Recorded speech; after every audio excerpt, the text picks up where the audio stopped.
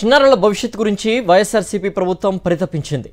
జగనన్న గోరుముద్ద పథకం ద్వారా రుచికరమైన వంటలు వండించడమే కాదు, పిల్లల ఆరోగ్యానికి నాది భరోసా అన్నట్లుగా మంచి ఆరోగ్యకరమైన భోజనాన్ని అందించారు వైఎస్ జగన్.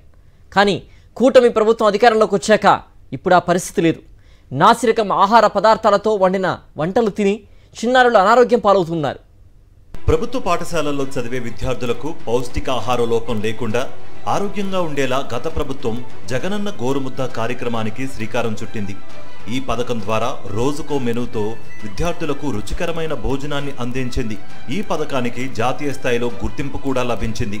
కౌమార దశలోని విద్యార్థులకు రక్తహీనత నివారణ కోసం చేస్తున్న కృషికి గాను వైఎస్ఆర్సీపీ ప్రభుత్వానికి గతంలో జాతీయ స్థాయిలో ప్రథమ బహుమతి వచ్చింది. సీన్ కట్ చేస్తే ఏపీలో సీన్ మళ్లీ రివర్స్. అబద్ధపు హామీలతో కూటమి అధికారంలోకి వచ్చింది. ఇంకేముంది, ప్రభుత్వ స్కూళ్లలో మధ్యాహ్న భోజనం పరిస్థితి మళ్లీ మొదటికొచ్చింది. ఉమ్మడి నెల్లూరు జిల్లాలో మధ్యాహ్న భోజనం అమలవుతున్నా అందులో నాణ్యత లేదు. మెనూ ప్రకారం నాణ్యమైన భోజనాన్ని విద్యార్థులకు అందివ్వడం లేదు. గుడ్డు, చిక్కీలు ఖచ్చితంగా ఇవ్వడం లేదు.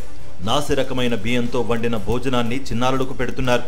దీంతో చిన్నారులు స్కూళ్లలో పెట్టే భోజనం తినలేక ఇంటి నుంచి బాక్సులు తెచ్చుకుంటున్నారు.